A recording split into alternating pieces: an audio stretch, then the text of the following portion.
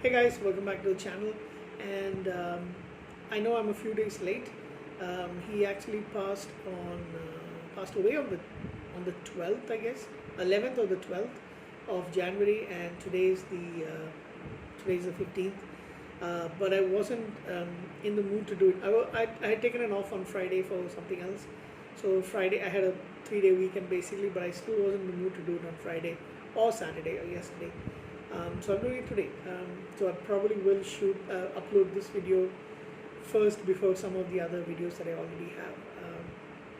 And it's, as you can see from the title, it's basically about the death of a favorite musician of mine, somebody who I've been listening to for several years.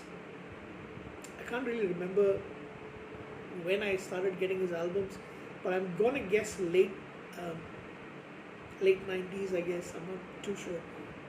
Maybe I'd say mid 90s.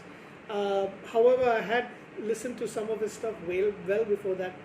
I am talking about Jeff Beck, by the way, who passed away at the age of 78. He's been in bands. He's had his solo career. I think he's more well known for his solo career compared to the bands. The stuff that he's actually played in bands. But yeah, so Jeff Beck was this English guitarist. For those of you who've never heard of him, if you're not in the rock and blues genre. So the first time that I actually heard about Jeff Beck was way back in 1988. And that's because I'd taken this... I was actually getting into rock music by 1986. Yeah, I was 10 years old at the time. But I started, trying to look up more stuff because we didn't have the internet. We didn't have YouTube at the time, definitely. So I used to buy a few albums, and also I taken this documentary, which I can't remember the name of it, but I remember watching it a few times. That is something about the history of rock and roll or something like that. And many artists who were big names were in the, I think a couple of people from the, Neil Young, they had some other Steven Stills, I guess, so many other people. So I'll have to check the name of that documentary because I really want to watch it again. And in that there's a scene of Jeff Beck playing the solo for the song called, I think it's Ambitious. She's Just Ambitious. So I came out in 1985. So that was the first time, and I was blown away by that video, by that clip rather, of this playing the solo. And then a little later, another VHS tape that I'd taken from the library, or maybe a friend had given to us, of different music videos and stuff. I remember there was the video for him and Rod Stewart performing People Get Ready, and that also blew my mind, the way he played it. And back then I had no clue what a whammy bar was and how was he getting that sounds from his guitar. He's well known for playing the tremolo arm on his, mainly his Stratocaster, but he's also played Les Pauls a lot, and even Fender Telecasters, but mainly the Stratocaster with the tremolo arm. So he used to play that whammy bar and get all these weird, wonderful noises out of it. So, but it was many years later, like I said, I think mid-90s. By 1992, I'd listened to music of other guitar players, like solo album instrumentals like Joe Satriani, Yngwie Malmsteen, and Steve Vai, Steve Moss, Eric Johnson. So I had tried to look out for, once I got into this music, I was looking for, and I remembered about Jeff Beck back then. So when I did buy his cassette, it was for the album, and that's my favorite album of his, of the ones that he's created. It is Jeff Beck's Guitar Shop, which won him the Grammy back in, this came out in 1989, and he's won like 6 Grammy Awards.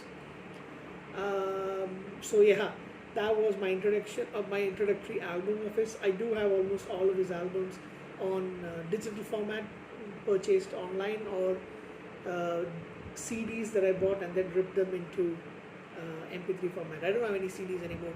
I used to buy a lot, and I used to rip them into MP3 format, save it on a hard drive, and then listen to it as much as I can. Keep putting it onto my laptops whenever I change whenever I buy a new laptop, basically. So on my current laptop, I've got about 50 or 60 GB worth of music.